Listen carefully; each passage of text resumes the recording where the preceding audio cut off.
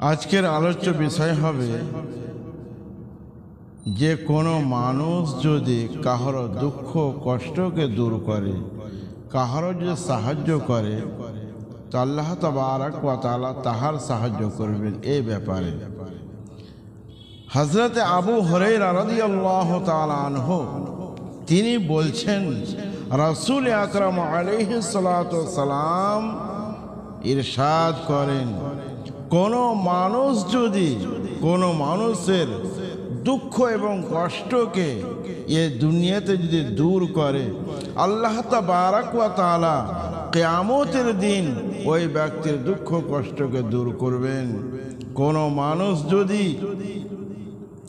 কোনো ব্যক্তির আইবকে যদি লুকায়, কোনো মানুষকে দেখলেন আপনি কোনো কিছু করতে, তো আপনি সেটাকে প্রকাশ করলেন না, লুকিয়ে দিলেন, তো আল্লাহ তাবারক ওয়া তাআলা আপনার কোনো আইবকে কিয়ামতের দিন পর্দাপোশি করে দিবেন, লুকিয়ে দিবেন।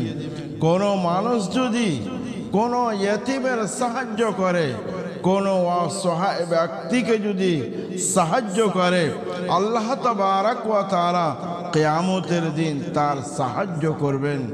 কোনো মানুষ যদি জ্ঞান অর্জন করার জন্য রাস্তা চলে, সফর করে, তো আল্লাহ তাবারক ওয়া তাআলা এই জ্ঞান অর্জনের কারণে, ইলমে দ্বীন শিক্ষার কারণে জান্নাতের রাস্তাকে সহজ করে দিবেন।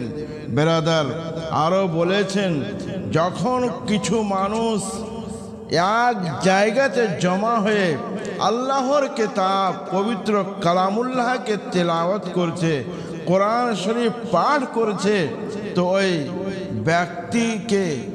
ব্যক্তিগুলোকে আল্লাহ পাক রব্বুল আলামিনের সমস্ত ফেরেশতা হেফাজত করেন, আল্লাহর রহমত নাজিল হয়, আল্লাহ পাক রব্বুল আলামিন তাদেরকে নিজের রহমতে নিয়ে নেন।